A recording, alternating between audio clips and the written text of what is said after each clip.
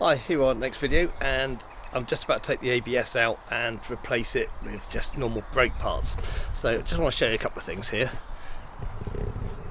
So firstly, I had to remove these pipes which feed down onto the ABS unit, and these just come out by, there's a little collar here, you press them in, hold this collar back, it's a two-handed job, then you can pull them out.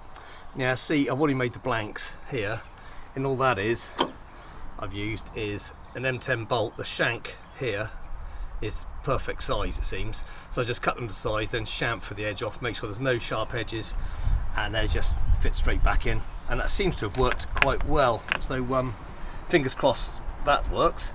Now next part to come out is under all the pipes, remove the ABS, and I'm going to replace obviously with a couple of these fittings and a few other bits and pieces. So yeah, it should be a fairly straightforward job. How often do I say that? I know. Okay, let's get this stripped out.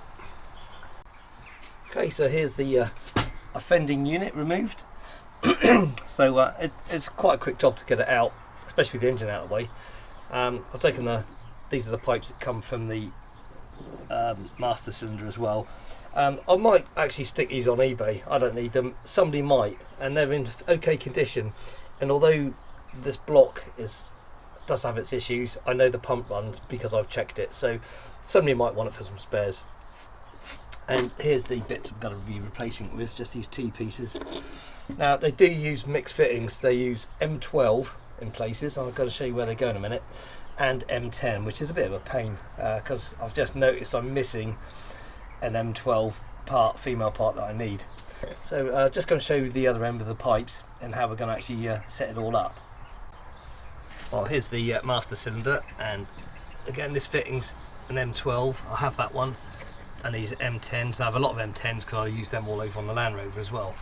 And all the pipe work that comes in down here, I'm going to replace this M12 with an M10 because it just comes off the front flexi on this side, so that's okay. But this brake part here, that's an M12, the rest are M10. So a bit of a bloody pain, to be honest. I'm going to be cleaning up this area as well and getting some paint on that before I make up some bracketry to hold everything together and get that plumbed in. So it shouldn't be a big job. But yeah, I'm gonna, rather than have to remake this pipe, I might just, because it's steel and I tend to use copper, easier to flare in that, I might just get a mating piece for this and then just plumb it in from there. Okay, so let's get this cleaned up, painted, and then we can start doing the plumbing work.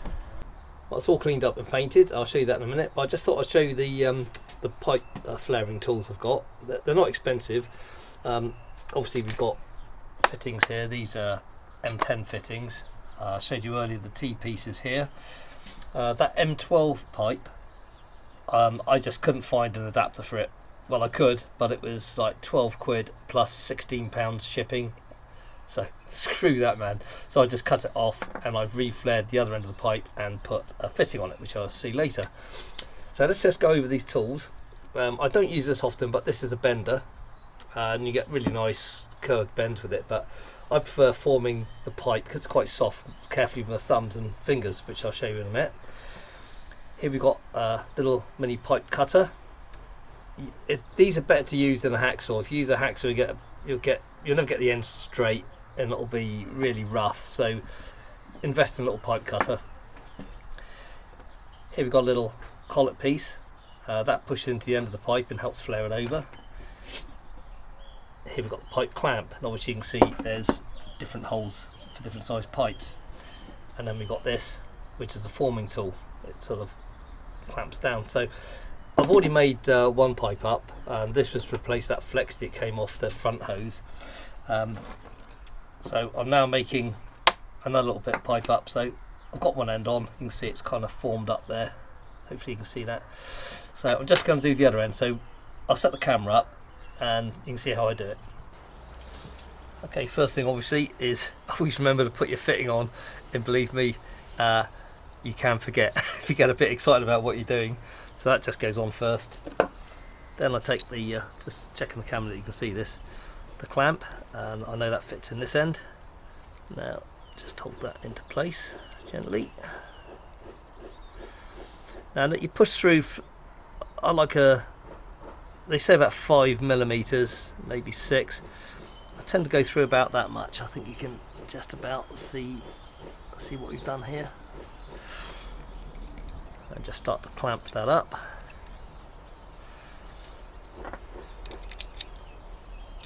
All we use is just a 30mm spanner, which is plenty beefy enough. You don't need to get your socket set out or anything. So that's got little convoluted bits inside this clamps that help grip the pipe. Then we get our little former piece. And once you cut the pipe, just going back to that, I used the pipe cutter earlier. I just use a tiny little needle file just to make sure there's no loose bits in the end. Then this will just fit into the end of the pipe like this. And this tool will go over the clamp and start turning down. Just checking you can see. So I can't see the screen of the camera, so I'm just hoping this is all going to make sense. Just check that's all going into position. Yep, so now we're just ready to form that over.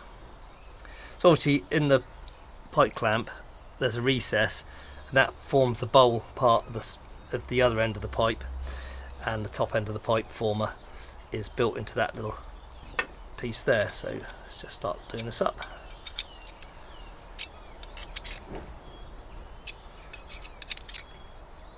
That's going down. It's obviously easier to form on copper pipe than it is on steel pipe, but this tool does actually work on a steel pipe fine.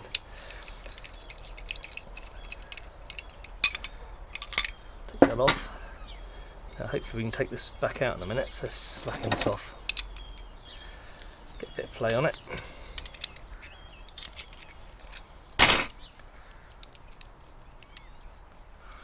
This former can be quite difficult to get out sometimes. Don't normally do this, but I'm just wondering if that's going to make it easier. Save the finger ends.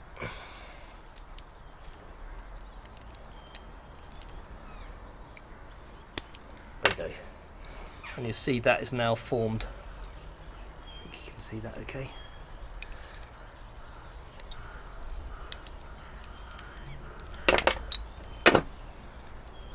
That round to there, and that is our pipe end, and obviously that would fit into this piece, or if you're joining a length of pipe, this would be on one end and that would be on the other end, and that means you can sort of extend pieces of pipe along.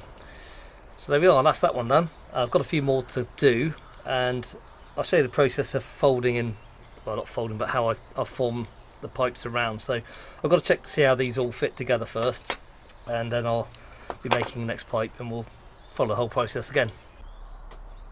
I'm just making up another bit of pipe. It's almost finished now. I just want to show you how to use the bender, should you ever wish to. Now I said I often form by hand, but I have done a number of bends today where I've used the former. So you just put this, it takes different size pipes. That's where you want to start.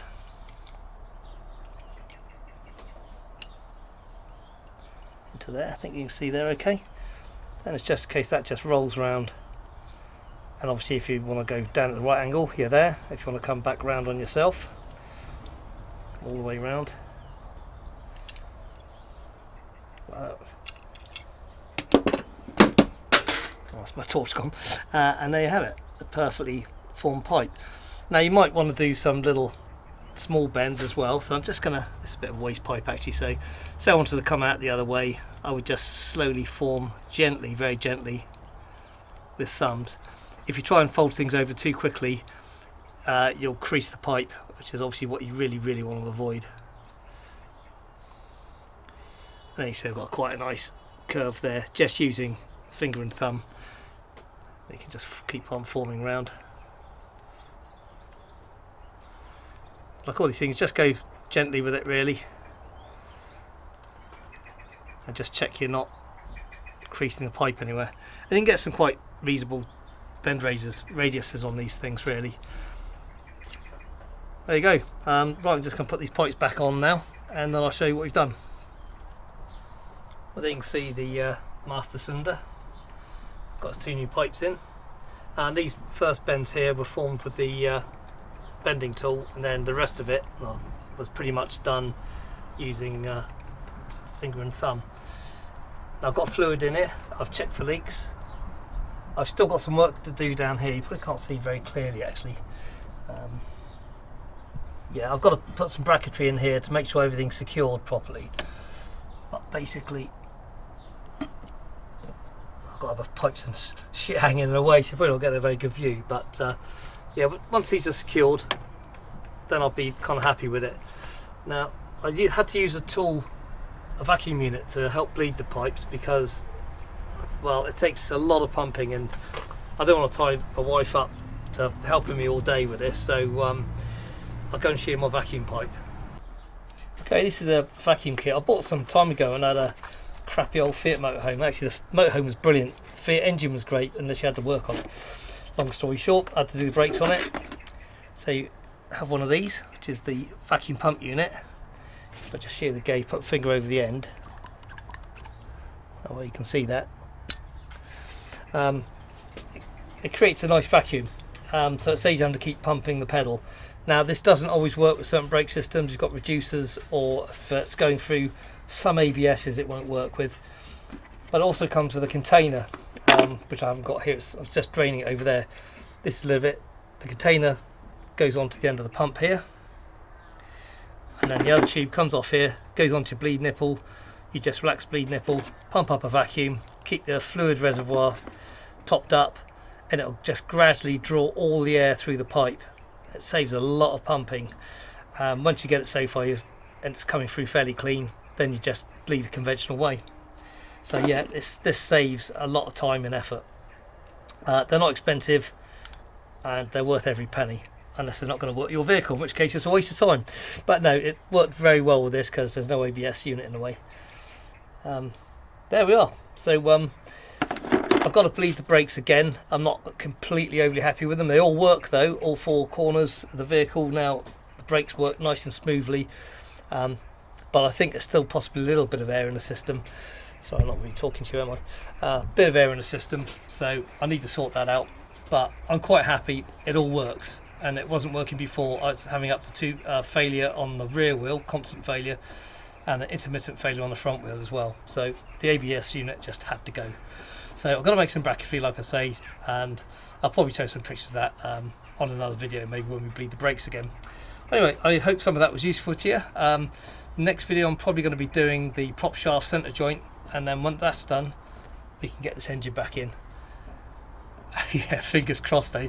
Okay, thanks very much for watching. I'll catch up again soon. Bye now.